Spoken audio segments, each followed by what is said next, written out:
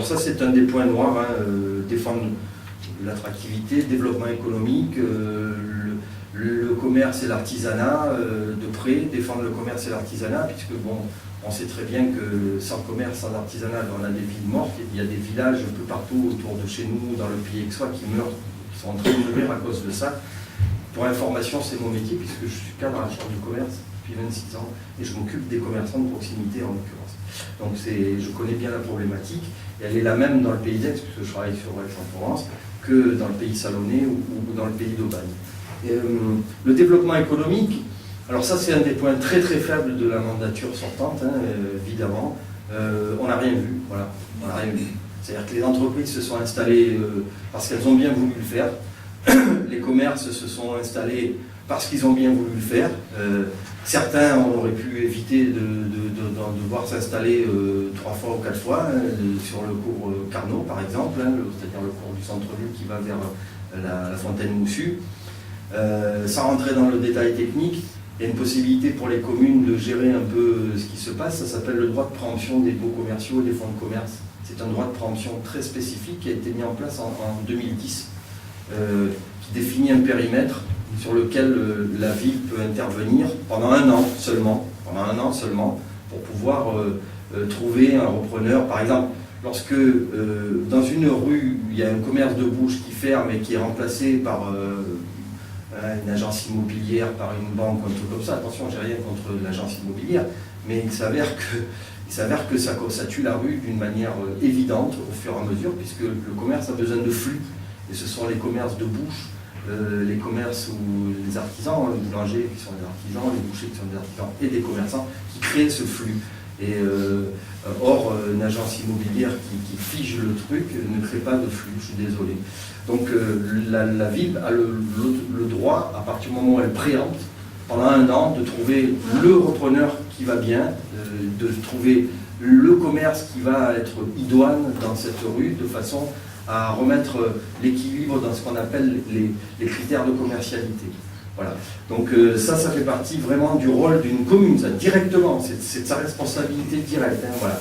Encore faut-il avoir des gens compétents derrière qui aillent chercher les entreprises, qui aillent chercher les repreneurs, qui aillent chercher les bonnes personnes qui vont s'installer, et pour pouvoir dynamiser ou la rue, ou la zone d'activité, etc., où le local aurait été laissé vacant. Aujourd'hui, je suis désolé, il n'y a rien. Voilà. Aujourd'hui, on attend, on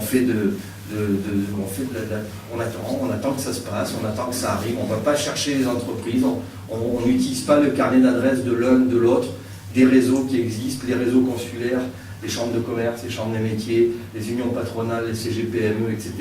On ne les utilise pas, on les utilise très mal, en tout cas, et c'est fondamental parce que le pays salonnais, le bassin du pays salonnais, l'aglopole est frappé par un taux de chômage qui est supérieur au taux de chômage du département. C'est quand même extraordinaire, ça. On pourrait penser le contraire. Eh bien non. Et donc il faut donner du travail à nos jeunes, à nos moins jeunes aussi, et de préférence de façon locale. Et donc avoir des entreprises qui s'installent, et bien tout de suite c'est de la valeur ajoutée, c'est de l'emploi, c'est de la consommation, c'est des gens qu'on sort du chômage ou du RSA qui vont consommer un peu plus, qui vont aider les commerçants évidemment à avoir un chiffre d'affaires meilleur, qui lui-même va générer de l'impôt, etc., etc. Et on passe d'un cercle vicieux descendant à un cercle vertueux, voilà, tout simplement.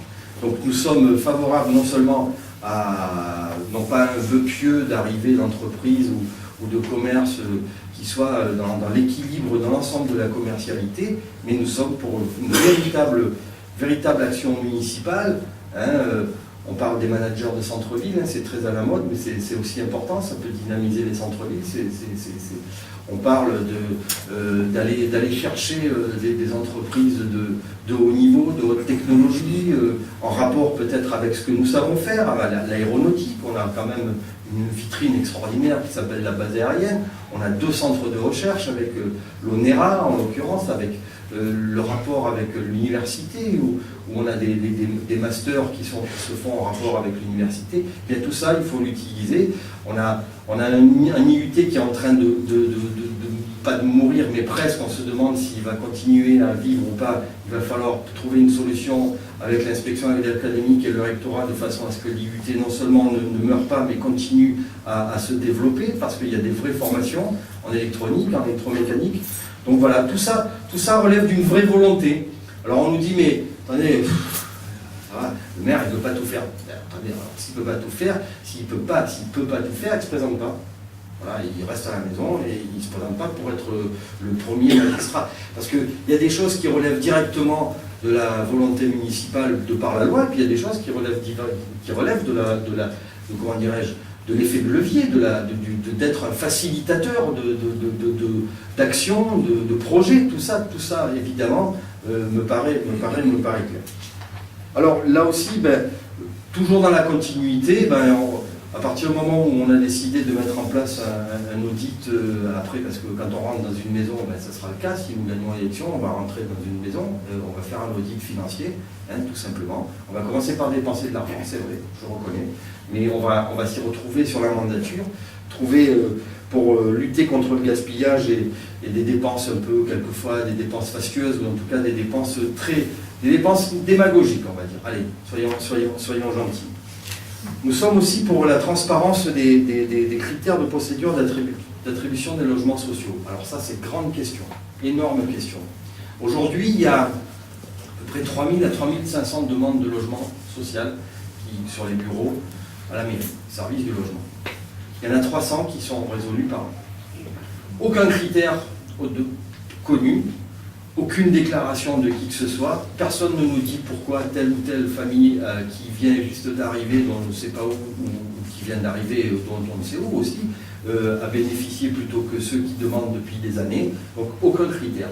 Et ça, le rôle des communes là-dedans est fondamental, parce qu'elles gèrent un parc, elles ont des droits aussi sur des parcs qui ne leur appartiennent pas, des parcs de sociétés d'HLM, il y a des quotas.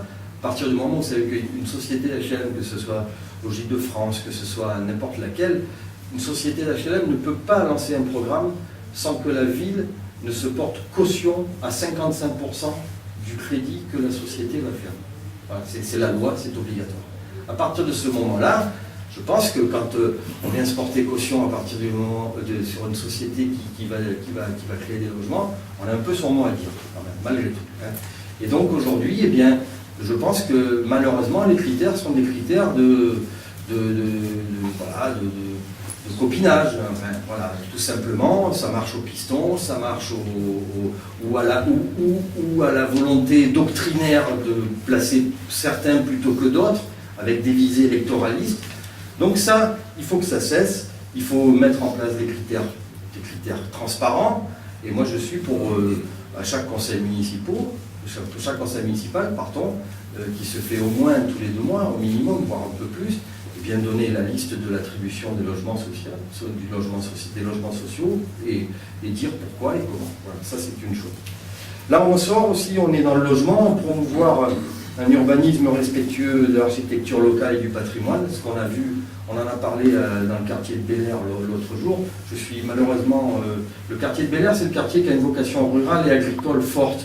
Mais il y a une partie qui a toujours gardé sa vocation rurale et agricole, et puis il y a une partie qui maintenant a une vocation particulièrement urbaine et périurbaine. Et bien entendu, ces gens-là ont tout à fait le droit d'avoir d'autres services, etc., que ce soit un poste de police municipale, une mairie annexe, un centre médical, etc. etc. Ça, c'est évident. À partir du moment où on fait venir des populations, elles ont une demande supplémentaire. Or, je crains que la vision des choses de cette bétonisation à terme soit un peu catastrophique, dans le sens où il ne faudrait pas que le quartier de Bel Air d'abord perde sa fonction, enfin son objectif, sa vocation rurale, sa vocation pastorale, et premièrement, et deuxièmement, devienne un deuxième Lamonac, un troisième Canour et un quatrième Bresson. Voilà, c'est ça le problème. Et au fur et à mesure je crains malheureusement que cette urbanisation au galop, à outrance, va nous amener à une telle catastrophe, entre guillemets. Bon, je suis peut-être un oiseau de mauvais augure, j'en sais rien, mais en tout cas, ça en prend le chemin. Et en tout cas, il faut cesser. il y a d'autres modes de... Je n'ai pas dit qu'il fallait cesser de construire éventuellement, mais peut-être de façon plus douce, de façon plus réfléchie, de façon organisée. Hein, si on met un équipement, si on met des logements, eh bien, autant que faire, on réfléchit en amont à savoir si l'école de l'Accro ou l'école X ou Y va pouvoir accueillir d'autres enfants, s'il y a d'autres services qu'on peut mettre en place. À ce moment-là, on ne fait pas les choses à l'envers.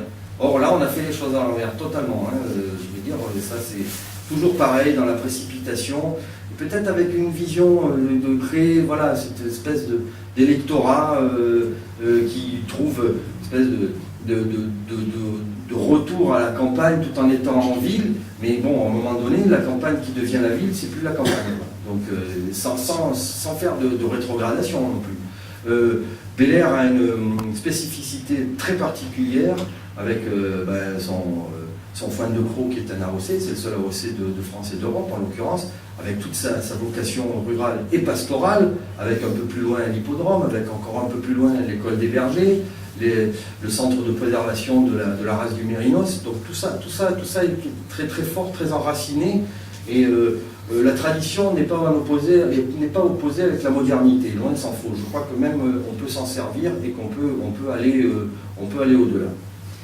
Refuser les subventions à toute aide et organisation de projets communautaires. Alors ça, évidemment, je pense au communautarisme qui se crée, qui se développe dans notre pays et dans notre ville comme ailleurs. Hein, petit à petit, on laisse faire. Moi, je suis un républicain, chacun pense ce qu'il a envie de penser, chacun prie le Dieu qu'il a envie de prier, ça relève de la conscience de chacun, mais l'État, et a fortiori les communes, n'ont pas à rentrer dans ce jeu-là. Donc les organismes ou les associations qui sont renfermés, qui sont sectaires, au sens littéral du terme, et qui visent à le développement d'un communautarisme hors de certaines règles de la République, eh bien, elles ne doivent pas être subventionnées par l'argent public, sûrement pas, et on doit tout faire pour remettre les choses à l'endroit. Ça c'est clair, net et précis. Moi, je ne veux pas que demain Salon de Provence soit un deuxième Roubaix, je ne veux pas qu'on recule sur la laïcité, je ne veux pas qu'on recule sur l'égalité homme-femme, je ne veux pas qu'on recule sur les horaires séparés dans les piscines. La France est un pays de droit de l'homme et de droit de la femme, hein, au sens large, et je pense qu'il y a certaines visions assez rétrogrades, assez archaïques de la société qui nous ramènent à des heures très très sombres, et je n'en veux pas. Je suis profondément, j'ai peut-être des croyances, ça personne n'a à le savoir, mais je suis profondément respectueux des lois de la République, et seules les lois de la République devraient être appliquées, rien d'autre. Après, dans le domaine privé, chacun fait ce qu'il doit faire ou ce qu'il a envie de faire, c'est le rôle, c'est la liberté de conscience de chacun. Autre point qui va évidemment complètement dans les éléments dont je viens de parler, défendre partout la laïcité républicaine dans tous les secteurs de la vie municipale, les cantines scolaires, les piscines, on vient de le parler. Il n'y a pas à nous seriner, pour pas dire à nous gonfler, excusez-moi du terme, avec les repas halal, etc. Les cantines, d'abord, c'est pas une obligation, premièrement. C'est un service qui est rendu aux familles, premièrement. Donc les cantines, elles sont ce qu'elles sont. À partir de ce moment-là, eh bien, on fait en sorte de nourrir les enfants, quels qu'ils soient, d'où qu'ils viennent, évidemment, avec les produits de meilleure qualité qu'ils soient, de préférence, évidemment. Et tout le monde est à la même enseigne. Je me rappelle, moi, quand j'étais gamin ici, je suis arrivé en 64 à Salon, on avait encore des instituts qui avaient des tendances politiques, hein, ces bons vieux instituts, les bons vieux instituts qui étaient en blouse grise, là, qui de temps en temps nous filaient un coup sur les doigts. Là. Et bien tout le monde on était en blouse, et tout le monde était à la même enseigne, on n'était pas à dire telle ou telle différence. Au contraire, l'idée c'était de mettre l'assimilation, de faire en sorte que chacun puisse trouver sa place, qu'il soit petit-fils d'italien, petit-fils d'espagnol, petit-fils de polonais, ou fils de polonais, ou fils d'italien, fils d'algérien, fils de... peu importe.